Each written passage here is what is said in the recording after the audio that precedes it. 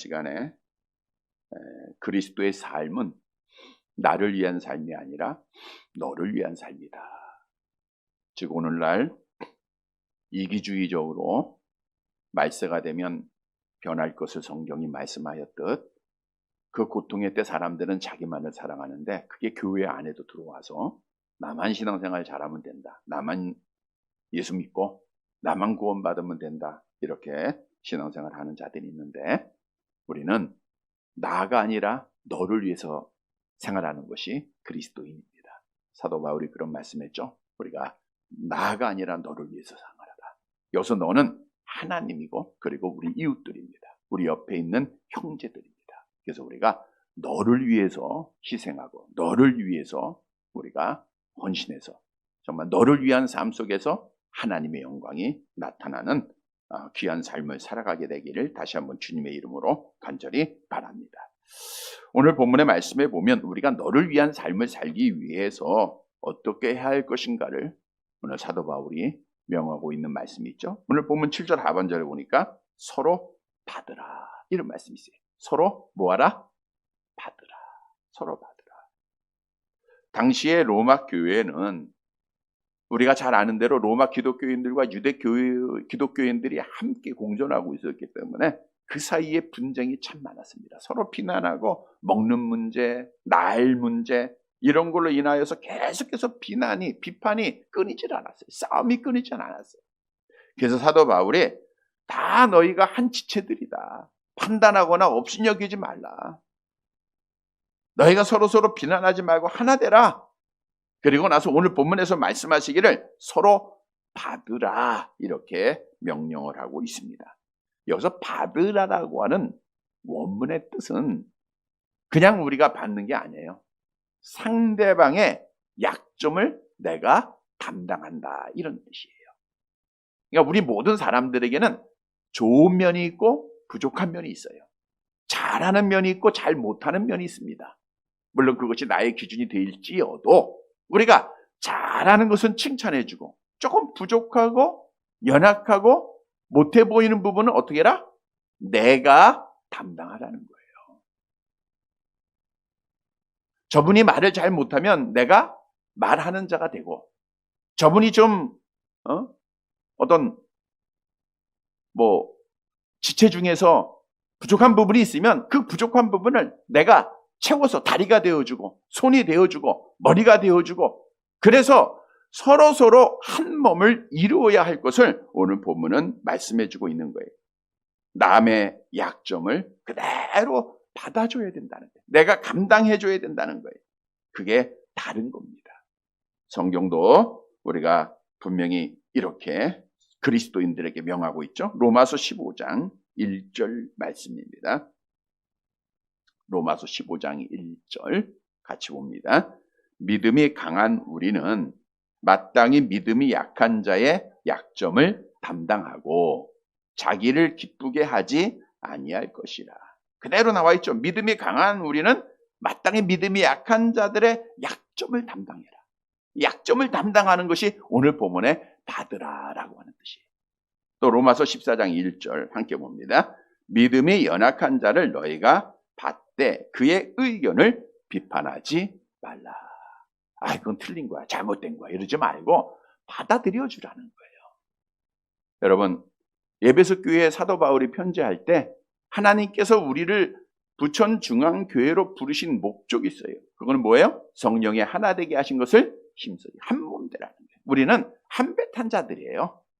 우리는 한 배 타고 지금 천국을 향해서 항해하고 있습니다. 근데 여기서 우리가 싸우고 지지고 볶으면 그 배는 침몰하게 돼 있어요. 우리가 한 몸이 되었을 때 악한 마귀 권세를 싸워서 이길 수가 있고 또 연약한 자들을 일으키고 함께 갈 수 있고 그래서 우리가 반드시 하나가 돼야 돼요. 우리 이 땅의 신앙의 삶은 악한 영과 싸우는 삶입니다. 악한 영은 항상 우리 앞에 올무를 놓는다 그랬죠. 우리를 시험한다 그랬죠. 우린 그들과 싸워야 돼요. 공중의 권세 잡은 자들과 싸워야 돼요. 싸우기 위해서는 하나가 돼야 됩니다. 성경도 잘 아는 말씀을 통해서 이렇게 교훈하죠. 전도서 4장 11절과 12절 함께 봅니다. 또 두 사람이 함께 누우면 따뜻하거니와 한 사람이면 어찌 따뜻하랴. 한 사람이면 패하겠거니와 두 사람이면 맞설 수 있나니 세 겹줄은 쉽게 끊어지지 아니하느니라. 우리가 두세 사람이 함께 모이면 신앙생활을 끝까지 잘 지킬 수가 있다는 거예요. 한 분이 시험을 당해도 두 분이 같이 또 기도해주고 이끌어주고, 여러분, 우리가 지금까지 내가 믿음을 지킴에 뒤돌아보면 정말 누군가 내 옆에서 같이 기도해주고 나를 이끌어주지 않았습니까? 그래서 어느 누구도 아프면 안 돼요.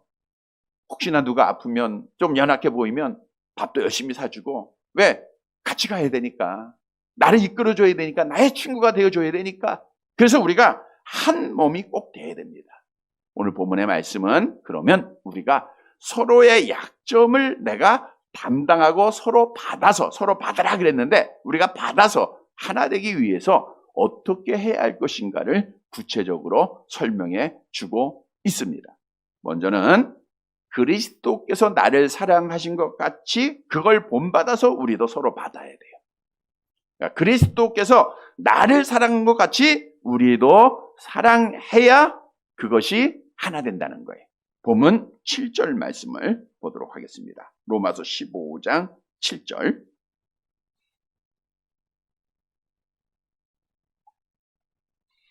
같이 봅니다. 그러므로 그리스도께서 우리를 받아 하나님께 영광을 돌리신 것과 같이 너희도 서로 받으라. 그리스도께서 우리를 어떻게 했어요? 받았다 그랬죠. 예수 그리스도께서 우리를 받아줬어요. 근데 아까 서론에서 그 받으라라고 하는 뜻이 뭐라 그랬어요? 약점을 담당해줬다라는 뜻이라 그랬죠. 그러면 그리스도께서 우리를 받았다는 것은 그리스도께서 나의 약점을 받아주셨다는 거예요. 우리가 가지고 있던 약점이 뭘까요? 로마서 5장 12절 암송해 볼까요?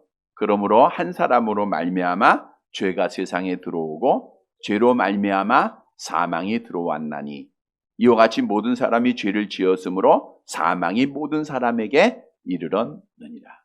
우리의 첫사람 아담으로 인하여 그 한 사람으로 우리는 죄인된 자들입니다. 그래서 이사야 시편 51편 5절에, 이사야가 아니고 시편입니다. 내가 죄악 중에서 출생하였으면 어머니가 죄 중에 나를 잉태하였다라고 고백을 했잖아요. 그러니까 우리는 날 때부터 죄인이에요. 그게 우리의 약점입니다. 근데 죄의 싹이 뭐예요? 사망이에요. 그게 우리의 약점이에요. 죄인으로 태어나고 죄를 짓다가 우리가 하나님 앞에 심판받아 지옥에 가야 할 것이 나의 약점입니다. 우리는 이 약점을 내가 스스로 고칠 수가 없어요. 무거운 약점이에요. 그런데 오늘 본문으로 다시 돌아가 보면 그리스도께서 그 약점을 어떻게 했어요? 받아주신 거예요. 다시 말하면 우리의 죄의 모든 짐을 그리스도께서 한마디도 너 왜 그랬느냐 책망하지 않고 그냥 다 받아주셨어요. 담당해 주셨다는 거예요. 이사야서 53장 6절 보세요. 이사야 53장 6절 함께 봅니다. 우리는 다 양 같아서 그릇 행하여 각기 제 길로 갔거늘 여호와께서는 우리 모두의 죄악을 그에게 담당시키셨다. 우리 모두의 죄악, 나의 모든 죄악을, 과거, 현재, 미래의 모든 죄악들입니다. 원죄를 포함해서 본죄까지, 그리스도 안에서 아담 안에서 타락한 원죄뿐만 아니라 내가 행하여야 할 모든 죄악까지 하나님 아버지께서 그 모든 약점을 누구에게 담당시키셨어요? 그리스도께 담당시킨 거예요. 그러니까 그리스도는 나를 받아줬다. 그것은 나의 모든 죄를 친히 담당하셨다는 거예요. 그래서 어떻게 됐어요? 나의 죄를 담당하심으로 나를 대신해서 십자가에서 피 흘려 죽으셨잖아요. 그리고 우리를 하나님의 자녀로 삼아줬잖아요. 그것이 하나님께 영광을 돌렸다라고 하는데, 왜 하나님께 그리스도께서 우리의 죄악을 담당하는 것이 하나님 아버지께 영광이냐? 자, 우리 예수님이 이 땅에 오신 목적이 뭐예요? 택한 백성들의 구원이에요. 내가 온 곳은 양으로 생명을 얻게 하고, 그게 하나님 아버지께서 보내신 목적이에요. 그게 나의 양식은 하나님 아버지의 뜻을 이루는 것이요, 하나님의 영광을 위해서 사는 거다. 그건 뭐예요? 택한 자들을 구원하는 거예요. 그러니까 예수님이 우리를 받으시고 십자가의 죽으심이 하나님 아버지께 영광이 되었다, 그거예요. 얼마나 놀라운 사실입니까? 여러분, 우리가 정말 이 시간도 하나님 알고 하나님 앞에 기뻐하고 하나님 앞에 위로받고 하나님 앞에 소망을 얻고 하나님을 찬양할 수 있는 모든 것들은 100% 하나님의 은혜인 줄 믿으시기를 바랍니다. 하나님이 사랑으로 자기 아들을 보내신 거예요. 하나님이 세상을 이처럼 사랑하사 독생자를 주셨어요. 요한일서 4장 10절 이하에 보니까 하나님이 화목제물로 사랑으로 그 아들을 우리에게 보내셨다라고 성경은 증거하고 있는 거예요. 보내심을 받은 예수님도 우리에게 가장 큰 사랑을 베푸신 거예요. 어떤 사랑이 가장 큰 사랑입니까? 요한복음 15장 13절 14절 내려가 봅니다. 요한복음 15장 13, 14 함께 봅니다. 사람이 친구를 위하여 자기 목숨을 버리면 이보다 더 큰 사랑이 없나니 너희는 내가 명하는 대로 행하면 곧 나의 친구라 그랬죠. 우리 주님이 나의 약점을 다 담당하시고 나의 죄를 다 친히 담당하시고 친구가 되셔서 십자가의 죽으심으로 가장 큰 사랑을 베푸신 거예요. 자, 근데 오늘 본문으로 다시 가보면 우리에게 뭐라고 말씀하고 있어요? 이와 같이 너희도 서로 뭐하라? 받으라. 그리스도와 같이. 그리스도께서 너를 사랑함으로 너의 약점을 다 담당한 것 같이 너희도 이와 같이 서로 약점을 친히 담당하고 그 사랑으로 하나가 되라 라고 오늘 본문은 우리에게 교훈해주고 있는 겁니다. 여러분, 예수님께서 나에게 베푸신 사랑은 무조건 사랑이에요. 아가파의 사랑입니다. 대가 없는 사랑입니다. 먼저 하는 사랑입니다. 완전한 사랑입니다. 조건 없는 사랑이에요. 그 사랑을 우리 그리스도께서 나를 위해서 베풀어 주신 거예요. 이사야서 53장 4절 함께 봅니다. 그는 실로 우리의 질고를 지고 우리의 슬픔을 당하였거늘 우리는 생각하기를 그는 징벌을 받아 하나님께 맞으며 고난을 당한다 하였노라. 우리의 질고를 다 담당하셔서 나의 약점을 담당하셔서 슬픔을 당한 거예요. 웨스트민스터 신앙고백서 8장 4항에 보니까 그는 또한 가장 무거운 영적 고통과 가장 괴로운 육체적 상처를 입으시고 십자가에 못 박혀 죽으셨다 그랬어요. 그것이 그리스도께서 나를 위하여 베푸신 사랑입니다. 그 사랑으로 우리의 약점, 우리의 죄악이 다 가리워진 거예요. 얼마나 큰 은혜예요. 그래서 너희도 이 사랑을 실천하라는 거예요. 이 사랑으로 형제들을 용납하라는 겁니다. 여러분, 그리스도의 사랑이 나에게 있으면 우리가 이해하지 못할 거 없어요. 받아들일 수 없는 자가 누가 있겠습니까? 어떤 자를 사랑하지 않을 수가 있겠습니까? 그래서 성경은 우리에게 말씀하고 있죠. 요한일서 4장 10절 함께 봅니다. 사랑하는 자들아, 하나님이 이같이 우리를 사랑하셨은즉 우리도 서로 사랑하는 것이 마땅하도다. 사랑하는 게 마땅한 거예요. 우리가 내 마음에 맞는 사람들은 없어요. 내 생각의 기준에 맞는 사람은 없습니다. 내 뱃속에서 나온 자식들 내 마음에 안 들 때가 얼마나 많아요. 하물며 다른 곳에서 함께 자란 자들이, 다른 환경에서 자란 자들이 한 몸을 이루었는데 얼마나 보기 싫은 게 있고 듣기 싫은 게 있고 함께하지 못할 일들이 얼마나 많습니까? 그러나 하나님의 부르심에는 하나 되라는 거예요. 너희가 정말 그리스도의 사랑으로 하나가 되었으면 내가 너희를 사랑한 것 같이 너희도 서로 사랑하라는 거예요. 요한복음 13장 34절 함께 봅니다. 새 계명을 너희에게 주노니 서로 사랑하라. 내가 너희를 사랑한 것 같이 너희도 서로 사랑하라. 이 말씀 꼭 기억하세요. 내가 너희를 사랑한 것 같이 너희도 서로 사랑하라. 여러분, 사랑이 없으면 고린도전서 13장에 뭐라 그랬어요? 다 헛된 거라 그랬죠. 아무리 천사의 말을 할지라도 우리는 꽹과리에 불과한 거예요. 아무리 많은 시간 기도하고 많은 시간 헌신하고 많은 시간 하나님 앞에 드려도요, 사랑이 없으면 다 헛된 겁니다. 목숨 드렸다 할지라도 헛된 거라 그랬어요. 사랑은 모든 것을 믿고 모든 것을 바라고 모든 것을 견디는 거예요. 이건 안 돼가 아니라 무조건 안아주는 거예요. 오늘 본문에 받아주는 거예요. 예수님이 나를 받는데 조건 찾았습니까? 어느 누구도 구원받을 수 없어요. 무조건 받아주셨듯 그리스도의 사랑을 다시 한번 우리가 확신하고 이 사랑 실천해서 사랑으로 서로 다른 사람의 약점을 담당해주고 받아줘서 우리가 한 몸을 꼭 이루는, 그래서 하나님께 영광을 돌리는 사랑하는 성도들이 되시기를 간절히 바랍니다. 두 번째로는 그리스도처럼 겸손함으로 서로 받아야 돼요. 그러니까 예수님처럼 겸손하면 서로 다 받게 된다, 그 뜻이겠죠? 본문 8절 말씀입니다. 8절 같이 봅니다.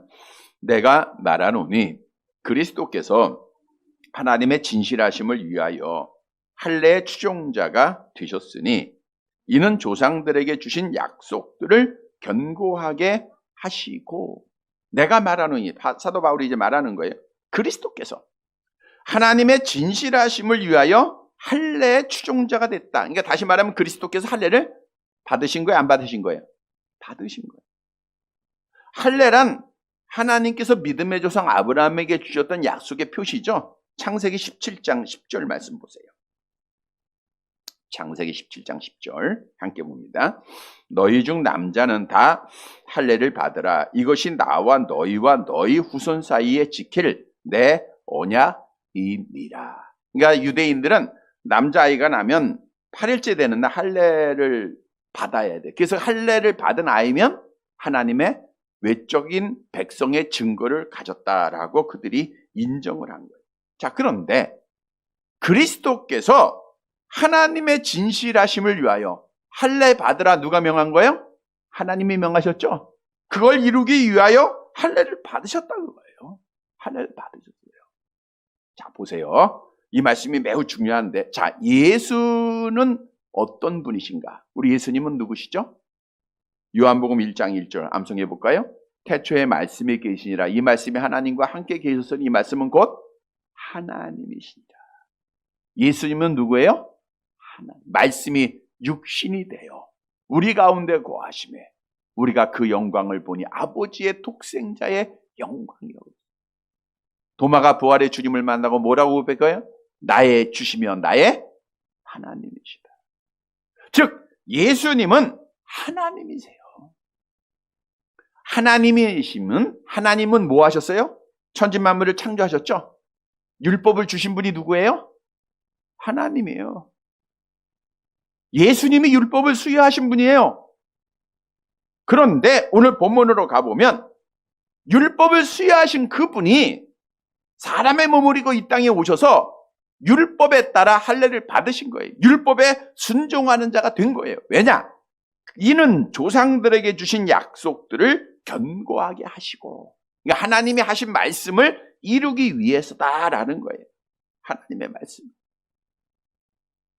즉 하나님이신 예수님은 하나님의 아버지의 그 뜻을 이루기 위해서 하나님이신 그분이 이 땅에 내려오셔서 그 말씀에 그대로 순종했다는 거예요. 그건 뭘 의미하느냐? 자, 예수님이 율법 아래 여자 아래 낳다라고 성경은 말씀하고 있죠. 갈라디아서 4장 4절 함께 봅니다. 때가 참에 하나님이 그 아들을 보내사 여자에게 나게 하시고 율법 아래에 나게 하신 것은. 자, 우리가 오늘 대통령 선거를 하는데 지금 아마 이제 사전 그 개표 방송이 이미 됐을 거예요. 누가 몇 프로인지 알 수는 없지만 어떻든 우리는 하나님이 섭리하는 겁니다. 정말 여러분들이 기도를 열심히 하고 하나님이 다시 한번 이 나라를 그래도 소망 가운데 인도하시려고 하면 그 사람이 될 것이고요. 아니면 정말 이 나라의 민주주의는 정말 지켜가기 어려울 겁니다. 근데 어떻든 하나님의 뜻이에요. 하나님의 뜻.